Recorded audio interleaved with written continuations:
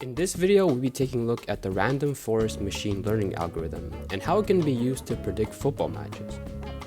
This first part will focus on understanding how the algorithm works, and in the second video, we'll move on to the actual implementation. So, random forest combines many different decision trees to make a prediction. So first, let's talk about what a decision tree actually is.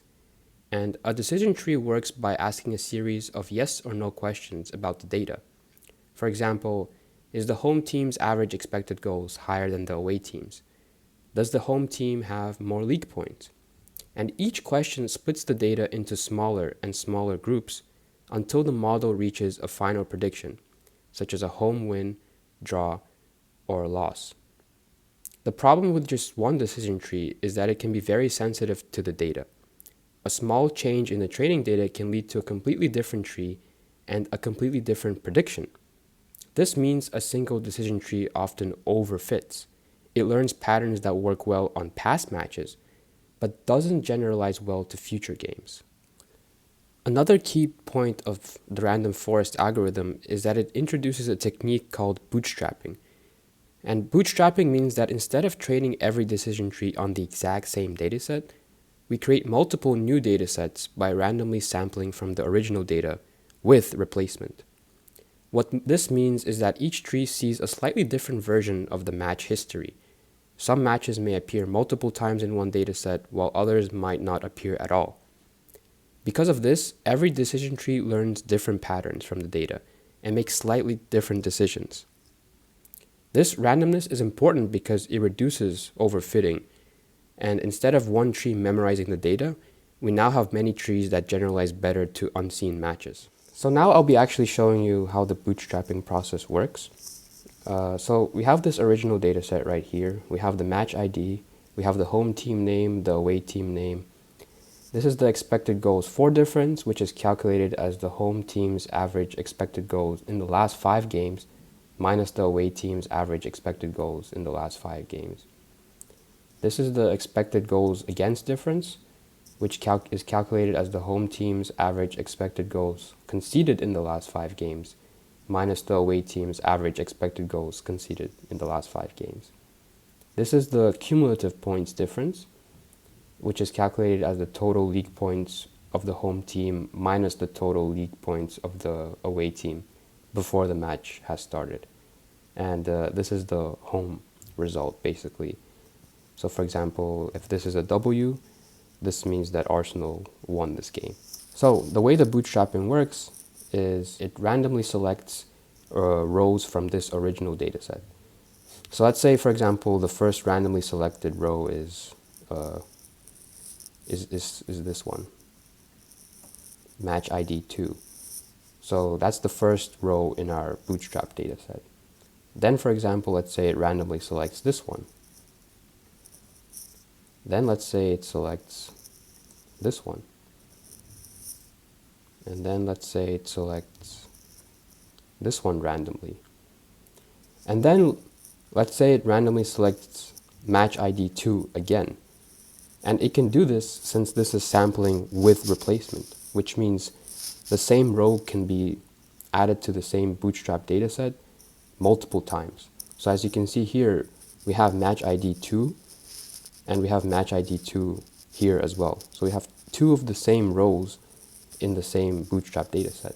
What the process does is it keeps doing this until the bootstrap dataset is the same size as the original dataset.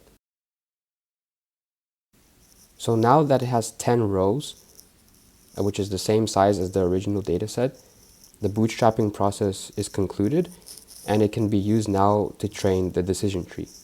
Now that we covered bootstrapping, let's talk about how the random forest is actually trained and how each decision tree is created. So in our example, this is the original dataset, and this is the first bootstrap dataset that we created. And in our example, our input features are expected goals for difference, the expected goals against difference, and the cumulative points difference. And the target variable we're trying to predict is home result. And then these are the other 2 bootstrap datasets for our example. So during training, the algorithm builds many decision trees, and each tree is trained on its own bootstrap dataset. So for example, this is the tree 1 training dataset. This is the first bootstrap dataset. When a decision tree is built, it starts at the top, called the root node, where it looks for the best question to split the data. And in a random forest, each split is even more constrained. Instead of considering all features, such as let's say all 3 of these, the tree is allowed to choose only from a random subset of features. And the size of this subset is a tunable parameter.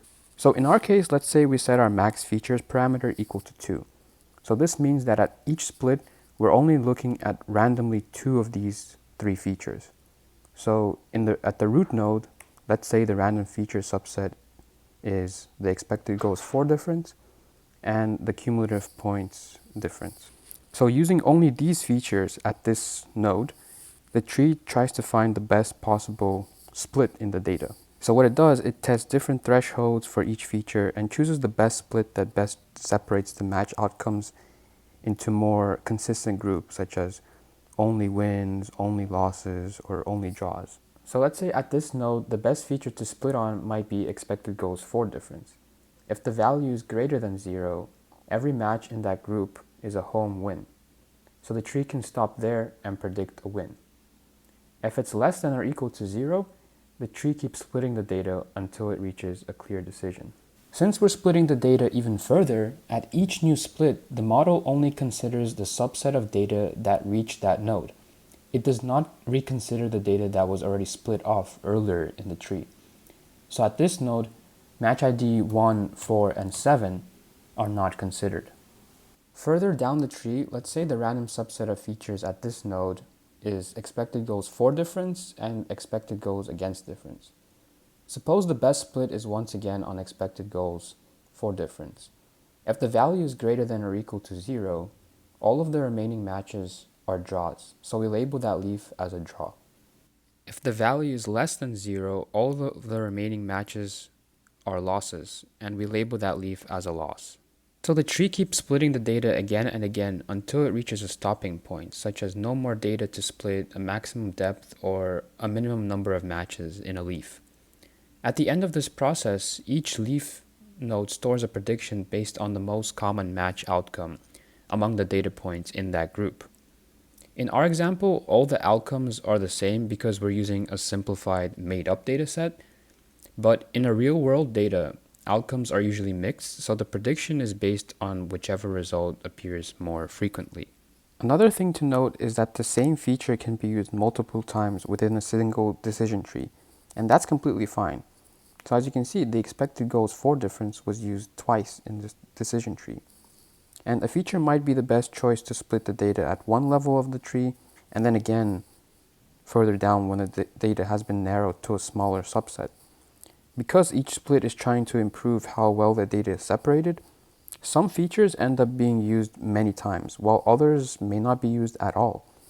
And this is normal and actually tells us which features are more informative for the model. So this process of each tree being trained on its own bootstrap dataset keeps repeating until the random forest has built the specified number of trees. And in our case, we'll just use 3 trees to make it simple for the example. One more thing to note is that in practice, decision trees use mathematical criteria and formulas like entropy and Gini impurity to evaluate every possible split and threshold. But here I'm just simplifying it to focus on how the model behaves and not really using the formulas. Now that the model has been trained and all the decision trees have been built, we can use the forest to make predictions on future matches. So let's say we get this new match ID 11. This is a future match. So we have the stats, the expected goals for difference in the last 5 games, the expected goals against difference in the last 5 games, and the cumulative points difference. But as you can see, we don't have the home result. So this is the thing we're trying to predict. So we have our input features here, these 3, but we don't have our target variable, which is the thing we're trying to predict. When we input a new match that we're trying to predict, like this one right here, match ID 11, that data point is sent through every decision tree in the forest, and each tree independently makes its own prediction by following its splits from the root node down to a leaf node. In our example, we have our first tree, And so it starts at the root node and then follows the splits. So in this case, we're looking at the feature expected goals for difference. And the threshold is if it's greater than 0, then we predict a win. If it's less than or equal to 0, we keep splitting. So in this case, our expected goals for difference for match ID 11 is 0.1. So it's greater than 0, so we go down to this leaf node. So this tree predicts a win. Then we move on to the second tree. And in this case, the split is again on the expected goals for difference feature. So if it's greater than 0.5, we predict a win. In our case, it's not greater than 0.5. So we keep going down the tree to the next node. And again, the split is on expected goals for difference. And in this case, if it's less than 0, we predict a loss. And if it's greater than or equal to 0, we predict a draw. So in our case, it's 0.1, which means it's greater than or equal to 0. So this tree predicts a draw. Finally, we move on to the third tree. Once again, the split is on expected goals for difference. So if it's less than 0, we predict a loss. If it's greater than or equal to 0, we keep splitting, going down the tree. And now we look at the cumulative points difference. So this is a different feature. And if it's greater than 2, we predict a W.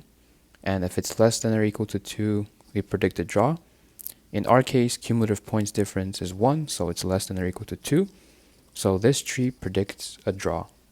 The random forest then aggregates all of these votes, and the outcome with the most votes becomes the final prediction for the match.